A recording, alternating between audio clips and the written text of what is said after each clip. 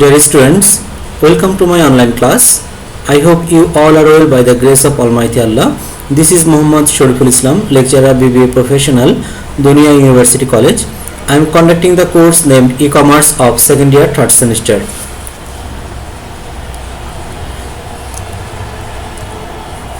In my last class, I completed chapter number 1 and today I am going to discuss about chapter number 2, that is e-commerce infrastructure, and this is lecture number 3. Okay. Today I will cover the following context of the chapter: e-commerce infrastructure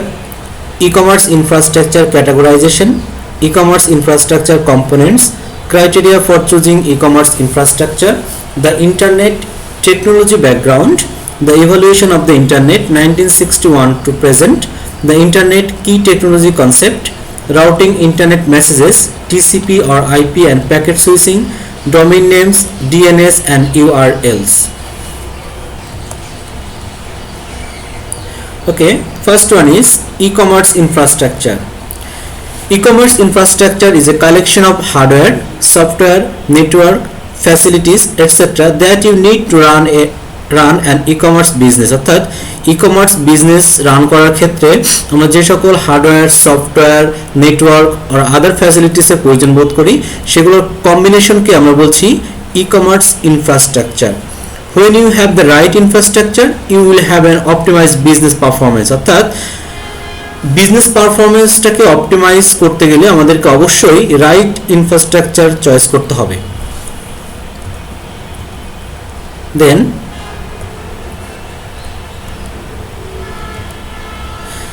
e-commerce infrastructure categorization, অর্থাৎ e-commerce infrastructure কে আমরা নিম্নোক্তভাবে categorise করতে পারি। e-commerce environment, this defines general guidelines and frameworks that will make your business suitable for running e-commerce. অর্থাৎ আমাদের e-commerce বিজনেসটাকে run করতে গেলে আমাদের কিছু জেনারেল গাইডলাইন্স রয়েছে এবং কিছু ফ্রেমওয়ার্ক রয়েছে, যেমন technical tool, legal and regulatory framework. এই বিষয়গুলোকে আমরা বলছি ই-কমার্স এনভায়রনমেন্ট। দেন আসি infrastructure services. This are the services that specify e-commerce functions. Network services, directory services, payment services and security services are common infrastructure service providers to the users. অর্থাৎ আমরা e-commerce বিজনেসের ক্ষেত্রে আমাদের কিছু কিছু সার্ভিসের প্রয়োজন আছে, যেমন নেটওয়ার্ক সার্ভিসেস প্রয়োজন, ডিরেক্টরি সার্ভিসেস প্রয়োজন, পেমেন্ট সার্ভিসেস প্রয়োজন অ্যান্ড সিকিউরিটি সার্ভিসেস। এইগুলোকে আমরা বলছি ইনফ্রাস্ট্রাকচার সার্ভিসেস। Then আসি e-commerce solution providers. They offer an end-to-end solution for e-commerce business who does not have their implementation team.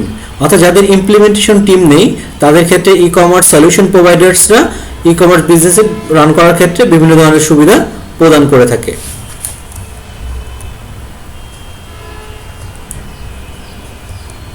Then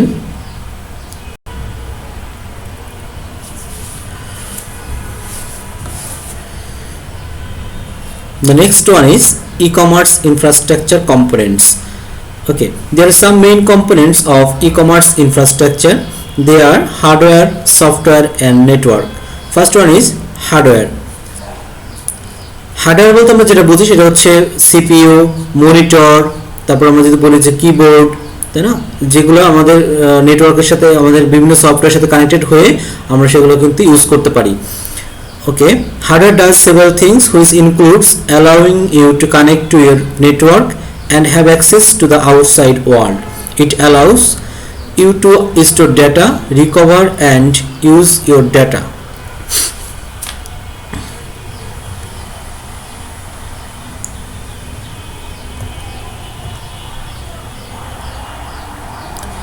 Some important hardware components are devices such as computers, hubs, routers, data centers, এগুলোকে আমরা বলছি devices. তারপর আসি servers. Server provides the necessary functionality for other programs. It can be a computer program or a device and can be used for different purposes.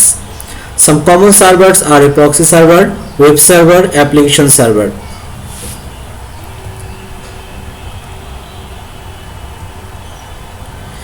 Then number 2 is software. আমাদের যে হার্ডওয়্যারগুলোর কথা বললাম, hardware কিন্তু software হচ্ছে হার্ডওয়্যারের প্রাণ, অর্থাৎ আমরা যদি সফটওয়্যার না থাকে তাহলে কিন্তু হার্ডওয়্যার আমরা ইউজ করতে পারবো না।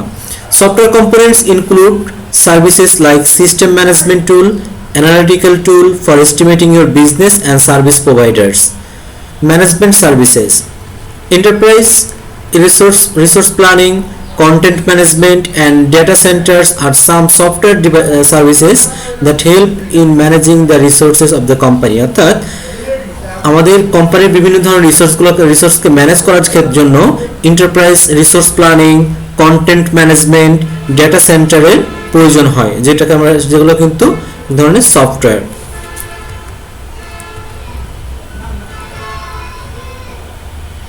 Then analytic, it's important to analyze your capacity, which helps in improving your system to perform better. Web analytics and text analytics tool will help in estimating your e-commerce site। অর্থাৎ আমরা বিভিন্ন ধরনের analytical software দেখতে পাই যেগুলো আমাদের business পারফরম্যান্সকে আরো better করার জন্য আমরা ইউজ করতে পারি। দেন আসি middleware. Middleware is an intermediary between service providers and service users.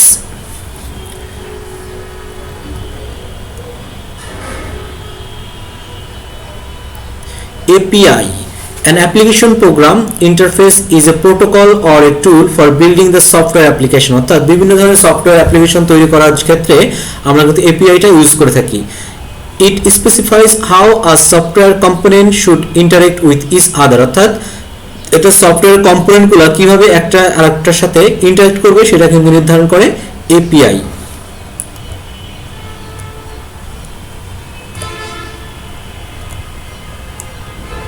Okay, number 3 is network.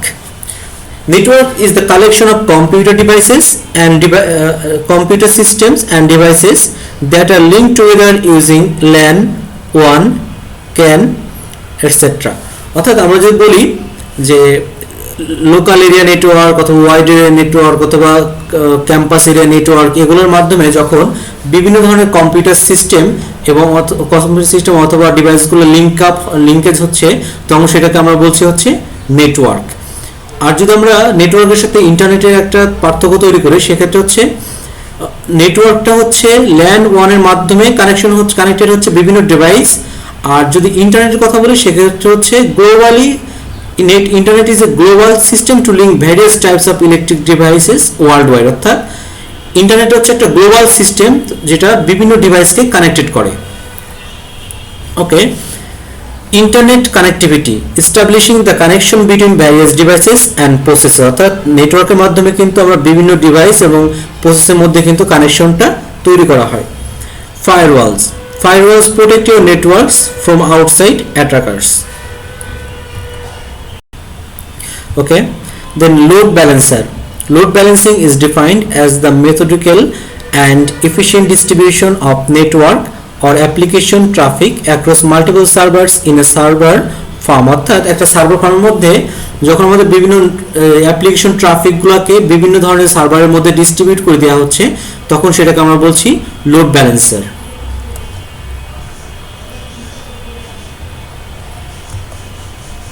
Then DNS. Most people cannot remember 32-bit numbers. An IP address can be represented by a natural language convention called a domain name। অর্থাৎ আমরা IP address বলতে বুঝি প্রত্যেকটা ডিভাইসে একটা IP address থাকে, সেটা আমাদের বিভিন্ন ধরনের ডিজিটে লেখা থাকে। যেমন এখানে যে 216 আমরা এখানে দেখতে পাচ্ছি 216.239.113.101, এটা হচ্ছে আইপি অ্যাড্রেস। ওকে, যখন এই আইপি অ্যাড্রেসটাকে আমি ডোমেইনে লিখব তখন কিন্তু সেটা অন্য একটা ল্যাঙ্গুয়েজে চলে আসবে, ন্যাচারাল ল্যাঙ্গুয়েজে চলে আসবে, যেমন cnet.com। এটাকে আমরা বলছি ন্যাচারাল ল্যাঙ্গুয়েজ অথবা DNS, ডোমেইন নেম সিস্টেম। যেমন এই আইপি অ্যাড্রেসটার ডোমেইন নেমটা হচ্ছে cnet.com।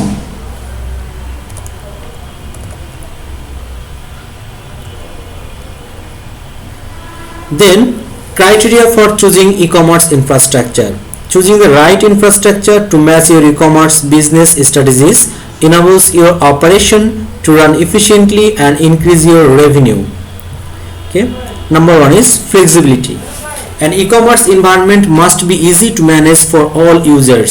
They must have the ability to respond quickly for all the changes and must adapt the new technologies and features. অর্থাৎ আমরা কিন্তু প্রতিদিনই দেখতে পাচ্ছি বিভিন্ন ধরনের নতুন নতুন টেকনোলজি কিন্তু চলে আসছে, তাই না? এখন নতুন এমন আমার ই-কমার্স এনভায়রনমেন্টটাকে এমনভাবে প্রস্তুত করতে হবে যাতে নতুন কোনো টেকনোলজি আসলে বা নতুন কোনো ফিচার যদি কোনো প্রোডাক্টে আসে সেক্ষেত্রে যেন আমাদের ই-কমার্স ইনফ্রাস্ট্রাকচার কোনো হ্যাম্পার না হয়, আমরা যেন সেটাকে যেন আমরা অ্যাডাপ্ট করতে পারি, সেটাকে আমরা বলছি flexibility.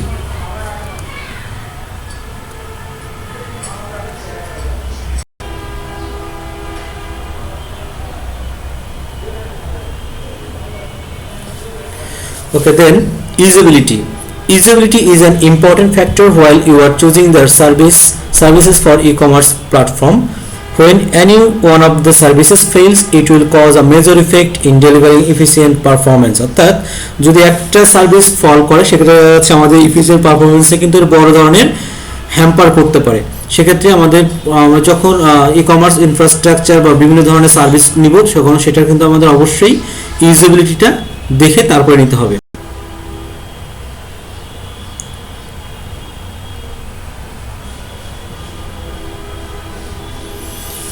Okay, then scalability.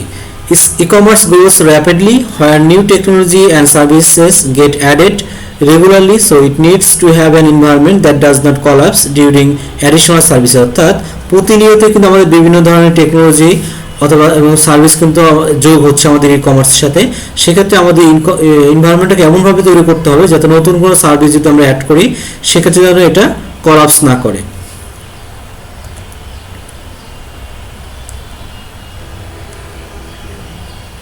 Then security.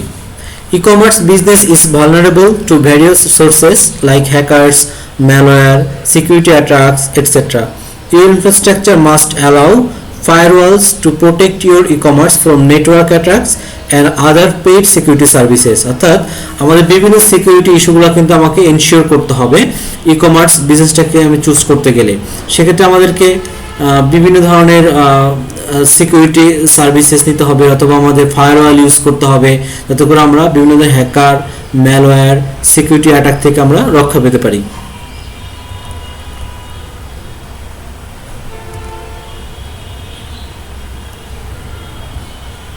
Okay, the internet technology background. The word internet is derived from the word internetwork or the connecting together of two or more computer network. অর্থাৎ আমরা দেখতে পাচ্ছি যে নেটওয়ার্ক ইন্টারনেটের মাধ্যমে বিভিন্ন ধরনের computer সিস্টেমটাকে কিন্তু ইন্টারকানেক্টেড করা হচ্ছে। Interconnected network of thousands of network and millions of computers. Thousands of network এবং বিভিন্ন ধরনের অনেক millions of computerকে কিন্তু ইন্টারকানেক্টেড করা হচ্ছে ইন্টারনেটের মাধ্যমে। Links businesses, educational institutions, government agencies and individuals.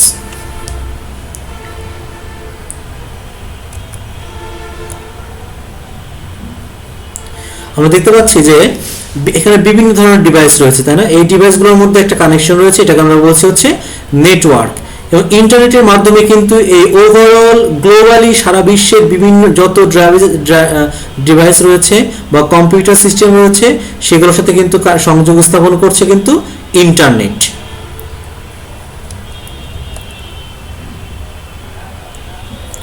Then World Wide Web, one of the internet's most popular services, provides access to billions, possibly trillions of web pages which have documents created in a programming language called HTML that can contain text, graphics, audio, video and other objects as well as hyperlinks that permit users to jump easily from one page to another. অর্থাৎ web বলতে আমরা কি বুঝি? Web page বলতে আমরা বুঝি আমরা যখনই বিভিন্ন সার্চ দিয়ে আমরা কম্পিউটার বিভিন্ন ব্রাউজারের মাধ্যমে যখন সার্চ দিই সেক্ষেত্রে আমরা দেখতে পারি একটা পেজ আসে, তাই না? সেখানে দেখতে পারি আমরা বিভিন্ন অডিও থাকতে পারে, গ্রাফিক্স থাকতে পারে, বিভিন্ন টেক্সট থাকতে পারে, এটাকে আমরা বলছি একটা ওয়েব পেজ। এবং এখানে বিভিন্ন ধরনের হাইপার লিঙ্ক থাকে, অর্থাৎ এইটার সাথে আমরা দেখতে পাচ্ছি যে একটা লিঙ্ক দেওয়া আছে, ওইখানে আমি ক্লিক করলে দেখা যাচ্ছে অন্য একটা পেজে চলে যাচ্ছি, সেটাকে আমরা বলছি হাইপার লিঙ্ক। ওয়েব পেজ আর নেভিগেটেড ইউজিং ব্রাউজার সফটওয়্যার, অর্থাৎ বিভিন্ন ধরনের ব্রাউজার সফটওয়্যার দ্বারা কিন্তু এই ওয়েব পেজগুলোকে নেভিগেট করা সম্ভব।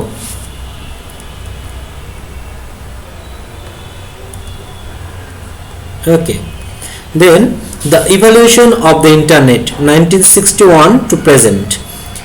Innovation phase 1961 to 1974. The fundamental building blocks of the internet were conceptualized and then realized in actual hardware and software. অর্থাৎ এই পিরিয়ডটাতে এসে হার্ডওয়্যার এবং সফটওয়্যারের বিষয়টা রিয়েলাইজ করা হয়। The basic building blocks are packet switching, hardware, client server, TCP or IP. Then institutionalization phase 1975 to 1995. Large institutions, Department of Defense, National Science Foundation provide funding and legitimation for the fledgling invention called the internet. Then commercialization phase 1995 to present. Government agencies encouraged private corporations to take over and expand internet backbone and local services to ordinary citizen. অর্থাৎ এরপরে আসলো commercialisation phase, যেখানে government agencies কিন্তু বিভিন্ন ধরনের private কর্পোরেশনটাকে permit উৎসাহ যোগালো, সেটা হচ্ছে যাতে অর্ডিনারি সিটিজেনদের কাছে ইন্টারনেট সার্ভিসটা পৌঁছায় দেওয়া যায়।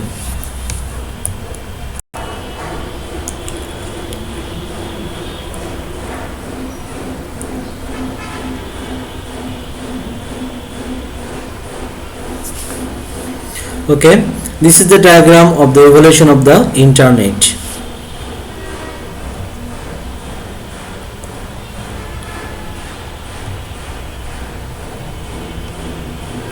The internet key technology concept. Formally, internet is defined as network that uses IP addressing, support TCP or IP, provides services to users in manner similar to telephone system, which makes voice and data services available to the public. Three important key technology concepts that are the basis for understanding the internet. Number one is packet switching, TCP or IP communications protocol, client or server computing.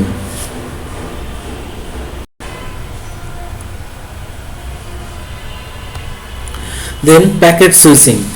Packet switching is a method of slicing digital message into discrete packet. অর্থাৎ packet switching একটা এমন একটা পদ্ধতি যার মাধ্যমে একটা digital মেসেজকে খণ্ড খণ্ড করে সেটাকে ডিসক্রিট প্যাকেটে রূপান্তর করা হয় এবং sending the packet along different communication path as they become available. অর্থাৎ এখানে রাউটারের মাধ্যমে বিভিন্ন এটাকে কিন্তু তার ডেস্টিনেশনে সেন্ড করে দেওয়া হয় and then reassemble packets once they arrive at destination, এবং যখন সেটা ডেস্টিনেশন চলে যায় তখন সেটাকে কিন্তু আবার রিঅ্যাসেম্বল করা হয়।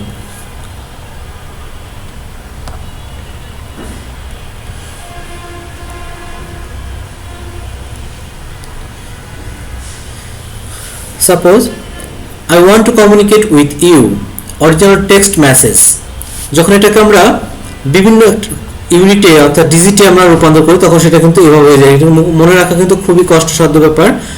Text message digitalized into bits, অর্থাৎ এই টেক্সট মেসেজটাকে বিভিন্ন ধরনের বিটে রূপান্তর কনভার্ট করা হয়।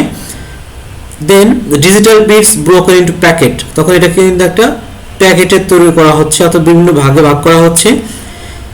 দেন header information added to each packet indicating destination and other control information such as how many bits are in the total message and how many packets, অর্থাৎ এগুলোকে কিন্তু বিভিন্ন ধরনের হিডার ইনফরমেশন অ্যাড করা হয় এখানে, দেন এগুলোকে কিন্তু সেন্ড করা হচ্ছে।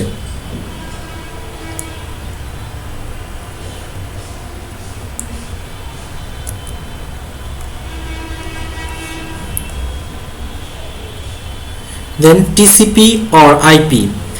TCP means Transmission Control Protocol. Establishes connection among sending and receiving web computers and makes sure that packets sent by one computer are received in the same sequence by other. অর্থাৎ TCP হচ্ছে এমন একটা control protocol যার মাধ্যমে যে প্যাকেটগুলো আমরা পাঠাচ্ছি সেটা কিন্তু একটা কম্পিউটার থেকে অন্য কম্পিউটারের সঠিক সিকোয়েন্সে যাচ্ছে কিনা এটি এনশিওর করে হচ্ছে টিসিপি। দেন হচ্ছে internet protocol provides the internet's addressing scheme and is responsible for the actual delivery of the packet, অর্থাৎ এই আইপি অ্যাড্রেসের মাধ্যমে কিন্তু এই প্যাকেটগুলো নির্দিষ্ট একটা ডিভাইসে চলে যাচ্ছে। Then 4 TCP or IP layers. There are 4 types of layers of IP or TCP. Number 1 is network interface layer, number 2 is internet layer, number 3 is transport layer, number 4 application layer.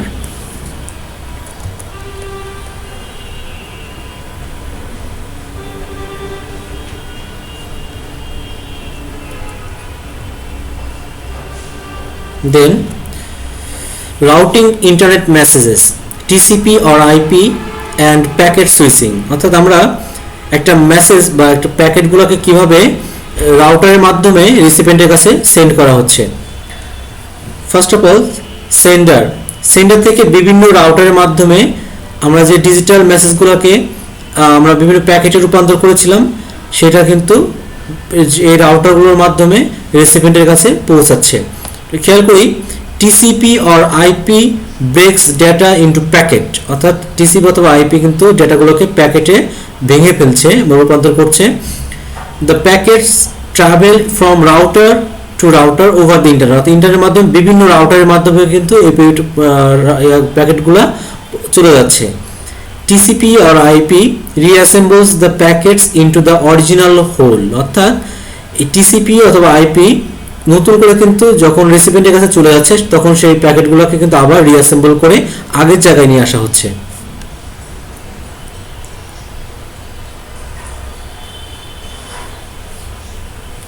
Okay, these are the layer of TCP or IP. Number 1, the network interface layer. The network interface layer is responsible for placing packet on and receiving them from the network medium. Then the internet layer. The internet layer is responsible for addressing, packaging and routing messages on the internet. Then the transport layer. The transport layer is responsible for providing communication with the application, অর্থাৎ বিভিন্ন ধরনের অ্যাপ্লিকেশনের সাথে কিন্তু একটা communication তৈরি করে আমাদের যে মেসেজগুলো ছিল সেই মেসেজগুলোকে কিন্তু ট্রান্সমিশন করা হচ্ছে। দেন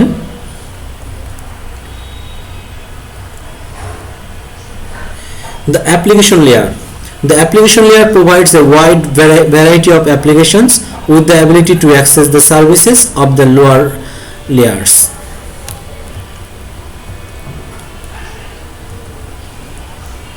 Okay, একটু ভালোভাবে খেয়াল করি যে domain names, DNS and URLs. আমরা আগে জেনেছি যে ডোমেইন নেমটা হচ্ছে আইপি অ্যাড্রেসের একটা আইপি অ্যাড্রেসকে কনভার্ট করে হচ্ছে আমাদের কি ন্যাচারাল ল্যাঙ্গুয়েজে, যেমন IP address expressed in natural language, যেটা আমরা আগে দেখেছিলাম একটা নিউমেরিক কোডে থাকে হচ্ছে আইপি অ্যাড্রেস, সেটাকে ন্যাচারাল ল্যাঙ্গুয়েজে রূপান্তর করা হচ্ছে domain name. Domain name system allows numeric IP addresses to be expressed in natural language.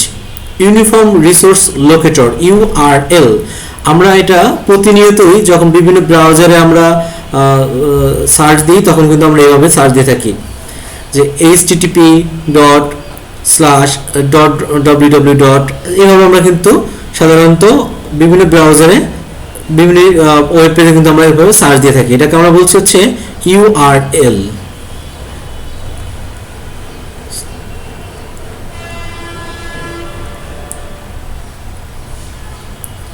Then client or server computing. Powerful personal computers, যেটাকে আমরা বলছি হচ্ছে client, connected in network with one or more servers, অর্থাৎ আমরা যে ডিভাইসগুলো use করে থাকি সেটা সাধারণত এক বা একাধিক বিভিন্ন সার্ভারের সাথে কানেক্টেড থাকে। যেটা আমরা ইউজ করছি সেটাকে আমরা বলছি হচ্ছে ক্লায়েন্ট, আর যখন অন্য কোনো ডিভাইস থেকে বা থেকে আমরা কানেক্টেড হচ্ছি তখন সেটাকে আমরা বলছি হচ্ছে server computing. Server perform common function for the clients, অর্থাৎ ক্লায়েন্টের জন্য এই সার্ভারগুলো কী ধরনের কাজ করে থাকে, স্টোরিং ফাইলস অর্থাৎ আমাদের বিভিন্ন ধরনের ফাইলগুলো কিন্তু স্টোর করে থাকে, software applications, access to printers and so on.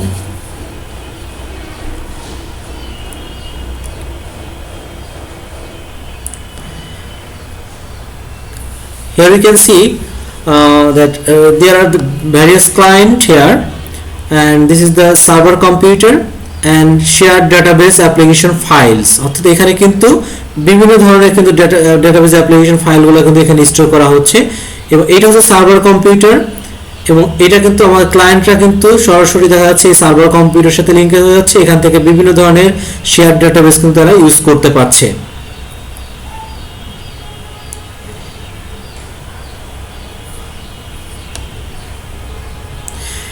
The new client, the mobile platform অর্থাৎ আমরা মোবাইলের মাধ্যমে কিন্তু বিভিন্ন ধরনের সার্ভার ইউজ করে থাকি, তাই না?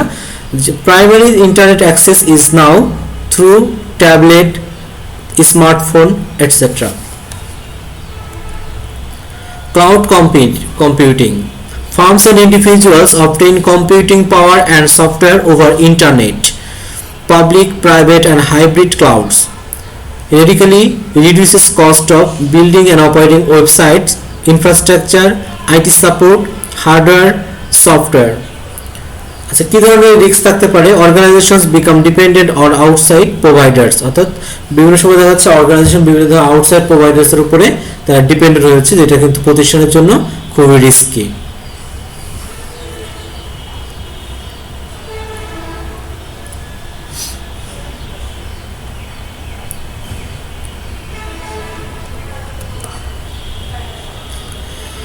ওকে।